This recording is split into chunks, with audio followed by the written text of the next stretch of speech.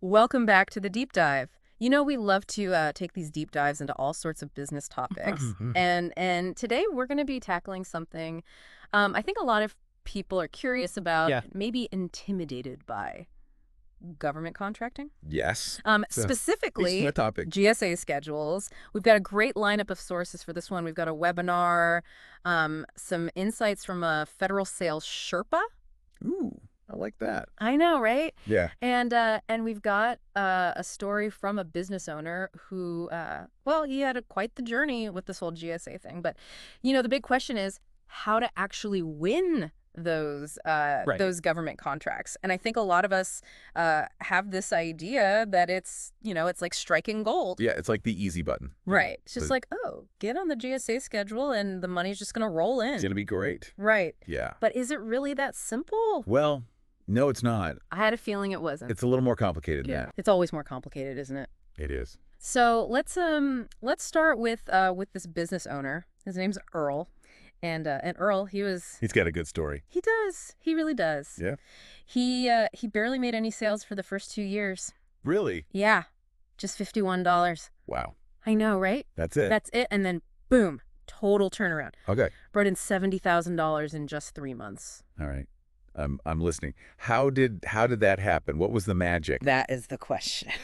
So the interesting thing is Earl actually worked with two different experts. Yeah, he worked with a GSA consultant. Okay. And then he also worked with this federal sales Sherpa, which I love that term. Makes sense. Yeah. Yeah, GSA consultants typically focus on the paperwork. Right. You know, all the ins and outs of all that. And then, yeah, the sales side of it is a completely different animal. That's interesting. Okay, so he had someone like leading him up the mountain of paperwork. Yeah. And then he had this Sherpa kind of guiding him. Like, okay, here's the path to sales. Here's how to actually make money doing this. Yeah, okay. So he really did cover all his bases. He did. And this story really highlights why that expert guidance can be so valuable. You know, even if you have a GSA schedule. Right. You got to know how to use it. You got to know how to use it. Okay. So one of the key things, and I think this is where Earl went wrong initially, was that he didn't do his research. Yeah, like his competitive analysis. Oh, yeah. It's not enough to just have the GSA schedule, right? You've got to know who's buying what in your industry and more importantly... And how they're buying. Yes. How are they actually going about making these purchases? Because you could have a beautiful GSA schedule all set up. Right. But if they're buying through some other vehicle, right, you're out of luck. So before even getting a GSA schedule, you need to figure out if it's even the right way to reach your target market. Exactly. Okay. And that's what this federal sales Sherpa, Eileen, this is what she specializes in. She says, you know, you wouldn't use the same fishing lure. Oh, I like where this is going. Right, to catch trout and tuna. Right. You're Yeah. not going to use the same approach for every type of government buyer either. Okay, that's a great analogy. Yeah. So Earl went in there, you know, with the wrong bait. Yeah, wrong bait, wrong fishing spot. Wrong fishing spot. Yeah. Exactly. Okay, so I'm starting to get it, but where do you even begin to find this information? Like, how do you know? So the great thing is, yeah, it's not some big secret. It's out there. Okay. You can find it. All right, good. Places like USAspending.gov. Okay. FPDS.gov.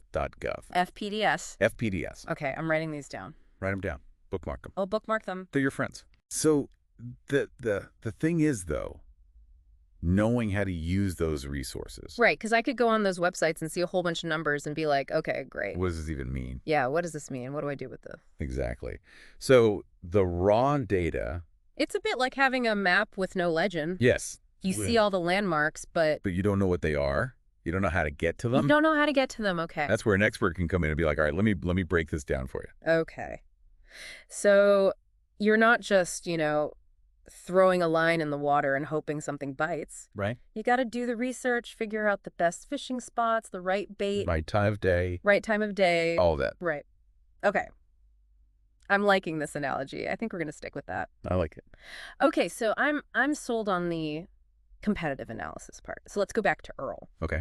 So he went from almost losing his GSA schedule to landing a massive contract with the VA. The VA. So there are a couple of things. First, remember, He had Mike, the GSA consultant, Okay. helping him through all of the paperwork, making sure everything was on the up and up. Okay. And the other thing he did was he started actually getting out there Okay. and building relationships with government buyers. So he didn't just sit back and be like, all right, I've got my GSA schedule. Come to me. Right. He actually went out there and Knocking on doors. made connections. Figuratively. Yeah. Figuratively. Right. Maybe literally. Yeah, maybe. Maybe literally. Yeah. So one of the interesting things he did was he got what's called a letter of demand.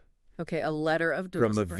VA hospital. Okay. Now, I'm not familiar with this. What is a letter of demand? So basically, it's when a government buyer officially says, hey, we need this. Okay. We need this thing. Okay. And he was able to use that letter to kind of expedite getting some products that were in high demand Okay. onto his GSA schedule. So he wasn't just like randomly adding things. He was very targeted Okay. about what he was adding. Okay. Because he knew the VA needed it. So he was kind of using their needs to his advantage. But not in a bad way. Right. Like they actually Right. needed these things. Right. It's not like he was like, scheming or something. No. It was like they needed it. Okay. So it was a win-win. Win-win. For anybody's happy. Okay. But building relationships, especially within like a massive organization like the VA, It can be intimidating. that sounds really intimidating. So how do you even start? So Eileen says it's really about networking Okay. at multiple levels within the agency. Okay. So you're not just talking to contracting officers. Okay. You're talking to end users, facility managers, HR, Okay. program managers, anybody who might benefit from what you have. So it's like any other sales process. Where you're figuring out who are the decision makers, who are the influencers, Right. and you're building relationships with them. Exactly. But within this very specific, Bureaucracy. Yes. Okay, so, but one of the things that makes government contracting different, I think, from like traditional sales, Right. is that you have these regulations. The dreaded regulations. Yeah. Like, oh no. Dun dun dun.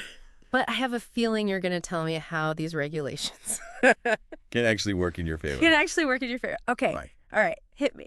So there's this thing called FR Rule 8.4. Okay. It's a mouthful. FR Rule 8.4. Got it. And basically it says that orders that are placed against GSA schedules are considered full and open competition. Okay. Why is that important?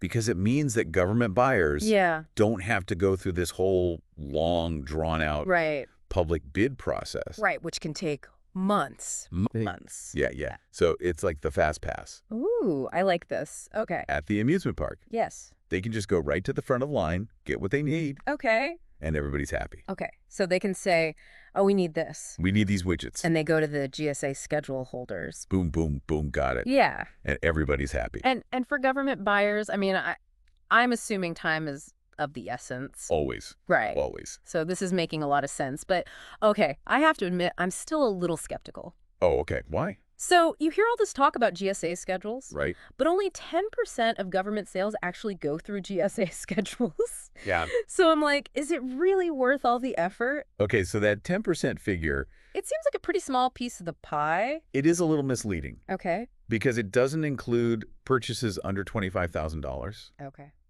which a lot of those are done through GSA schedules, Okay. but they're not publicly reported. Oh, I see. And remember Earl? Yeah. He was making those smaller, they're called overnight buys Overnight buys or through GSA Advantage. GSA Advantage. That's the online portal. Okay. And he made like $11,000 Wow. doing that. So it's not just about the big $1 million contracts. Big fish. Right. You can get the little fish too. You can get the little fish. Yeah, you can get the little fish. And it all adds up. Yeah, exactly. Okay, so it's not just about that one big contract. Yeah. Okay, so how does a GSA schedule help you get those smaller purchases? Yeah, does it give you like some kind of special advantage? Think of it this way. It's like, if you're a government buyer Okay. and you need something, Okay. you're not going to want to go through this whole rigmarole Right. of putting out a bid Yeah. and evaluating all these different proposals. Right. If you can just go to a GSA schedule Right. and find what you need. And know that it's already been vetted. It's already been vetted. Okay. The pricing is fair. Okay. You know everything's good to go. It's like you're going to a trusted store. Yes, exactly. Versus like, having to sort through a million different options online. The Wild West of government contracting. Right. Exactly. You don't want to be out there in the Wild West. No, thank you. You want to be in a nice air-conditioned store. Right, with the easy checkout. Easy checkout, exactly. Right. So instead of focusing on that 10% number, Yeah. think about it more as a way to make it easier Okay. for government buyers to find you, Right. to buy from you, Okay. and to trust you. So it's almost like instead of like that being your primary sales channel, Yeah. it's more like it's giving you a better position Yeah. in the marketplace. It's like having a storefront on a busy street Okay. versus being tucked away in an alley somewhere. Okay. So with a GSA schedule, you're putting up that big neon sign that says, "Hey, government buyers, Come on in. we're here. We're pre-vetted." We're ready to do business. Yeah. Yeah. Okay. I like it. And Mike, the GSA consultant, Okay. uses a great analogy too. I love a good analogy. Lay it on me. He says it's like selling your house Okay. with a realtor Okay. versus for sale by owner. Okay. I get it. You're signaling to the market that you're serious. Right. You're ready to go. And you've got somebody who can Yeah. guide them through the process. Yes. Okay. That makes a lot of sense. And that can be a huge differentiator Okay. when it comes to government contracting. Because trust is so important. Trust is everything. Right. Yeah. Okay, this is really starting to come together for me. Good.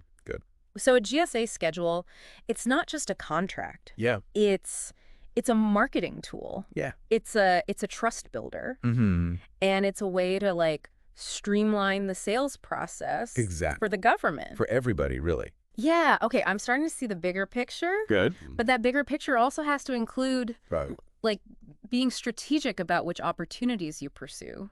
This is where the bid no bid process comes in. Okay, bid no bid. You've got to have one. I mean, I get it. It's like you bid on some things and you don't bid on others, but Yeah, but there's a process. there's a process. Okay, tell me more. So you want to make sure you're not wasting your time Okay. and resources on opportunities that are not a good fit Right.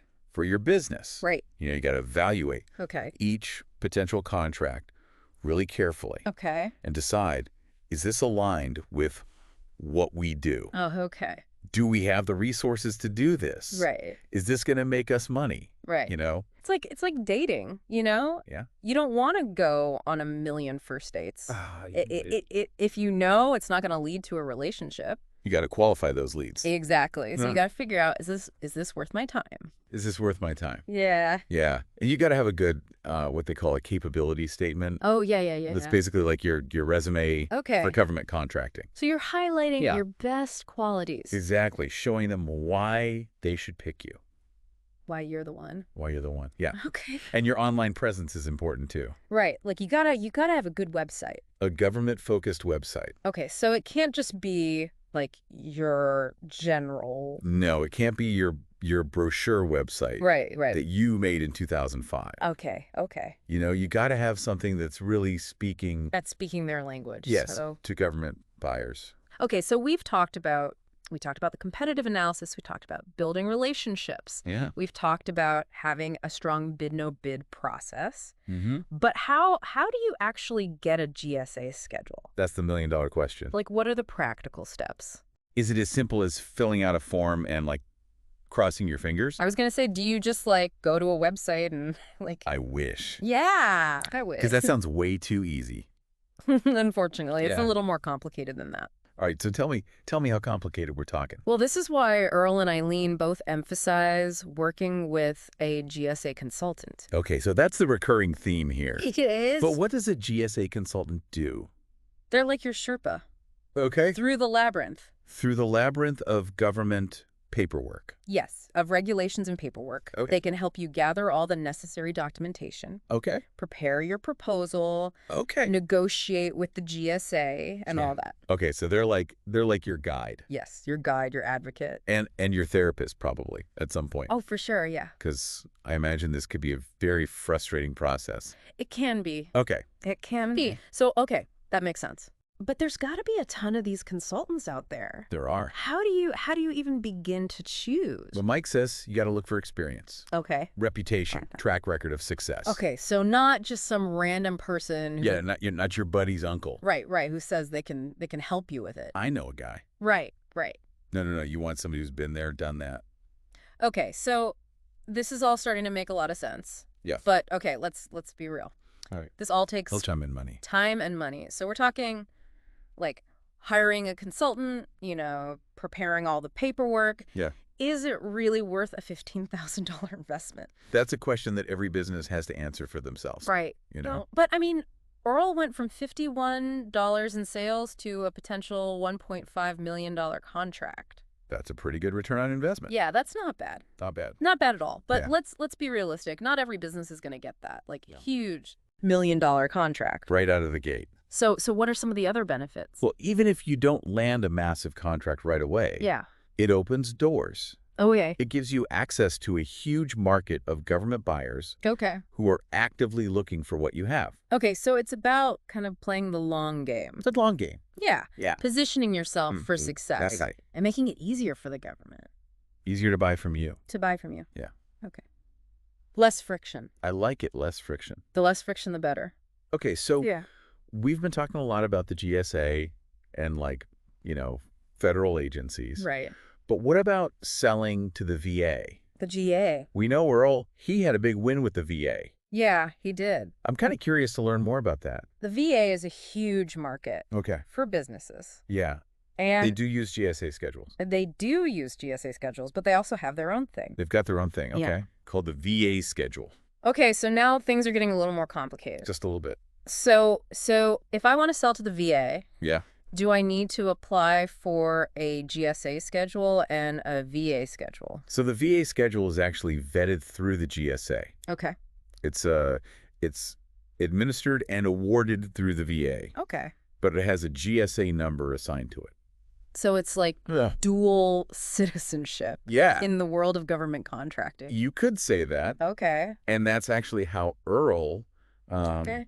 secured that $1.5 million contract. Oh, okay. He worked with Mike Okay. to add specific products Okay. to his GSA schedule Okay. that were in high demand Okay. at local VA hospitals. So he kind of leveraged that existing GSA schedule to get into the VA market. Yeah. Okay, that's clever. Pretty smart, huh? Yeah, so but it sounds like there's still like specific things you got to keep in mind. Absolutely. You got to understand the VA's unique needs and priorities. Right. And Eileen says you really have to be an evangelist Okay. for your GSA schedule. Okay. Like you have to educate those VA buyers Okay. on how to use it. So it's not enough to just like have it. No, you got to be proactive. You got to really You got to make it easy for them. tell it. Yeah, to buy from you. Yeah, okay. Be the easy choice. Be the easy choice. Okay. Yeah. Got it. So we've got GSA schedules, Mm. we've got VA schedules, Mm. we've got these little overnight buys. Overnight buys, yeah. There's a lot of different ways to approach this. There are. This whole government contracting thing. I'm starting to feel a little overwhelmed. It's a lot. It is. But the key takeaway here is Yeah.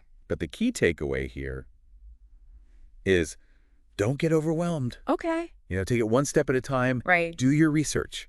And don't be afraid to ask for help. Right. There are people out there who can guide you. Like those GSA consultants. GSA consultants. The federal sales Sherpas. The Sherpas, yep. Yeah, okay. They've been there. They've done that. They've got the maps. They've got the maps, exactly. Permit trails. They know where the government buyers are hiding. Right. Great. And they know how to talk to them. Okay, and what about those free government websites you mentioned? Yeah, those are great. USSspending.gov and FPDS.gov. Are those worth checking out even if I am working with a consultant? Absolutely. I mean, knowledge is power, right? Right. And those websites give you a ton of information. Okay, so I can use those to Yeah. research my competitors. You can see who's buying what, They're winning. how much they're spending, Okay. which agencies are buying. So I can kind of see what's out there. See what's out there. Okay. Get a lay of the land. Get a lay of the land. All right, so I think my head is spinning with all this new information. It's a lot. I know. It's a lot to process, but I think the biggest takeaway for me is Yeah. don't just jump in. Take a step back. Be strategic. Be strategic. Exactly. Have a plan. Have a plan. Do your research. It's like planning a road trip, right? Yo, I like this. Okay. You wouldn't just get in your car and start driving. Not if I want to get to the right destination. Exactly. You got to know where you're going. Right. I got to have a map. You got to have a map. I got to know. You got to have snacks. I got to have snacks. Very important. Yes. Very important. Road trip essentials. Road trip essentials. Okay. So think of government contracting as a road trip. Okay. You need a road map. Okay. You need a clear destination. Got it. And you need the right tools. Tools and resources. Yes. Okay. So for someone just starting out on this journey, what's the one piece of advice you would give them? Get a good map. Get a good map, which is basically like get a good consultant. Get a good consultant. Get a good Sherpa. Find someone who can guide you. Yeah, because it can be confusing. It can be very confusing. Overwhelming. Overwhelming. You don't have to do it alone. You don't have to do it alone. Okay, I like that. Don't be afraid to ask questions. Right. Do your research. Yeah. And just take it one step at a time. All right, so anybody listening, Yeah. now that you've kind of gotten this inside look, Yeah. what are you going to do? What are you going to do with this information? Are you going to take the leap? Are you going to get a GSA schedule? To find a consultant? Find a Sherpa? Start exploring those government websites. There's a lot of possibilities out there. There are a lot of possibilities. You're So really- get out there. Don't just let this information sit in the back of your mind. Take action. Take action. Use it. Fireball. Use it. Do something with it. Make something happen. And maybe you'll be the next Earl. Yeah. Sharing your success story with the world. And we're here to help. We If you have any questions, reach out. reach out, let us know. Until next time. Yeah. Keep diving deep. Keep diving. Keep seeking knowledge. Keep learning. And keep aiming for those Government contract star? government contract stars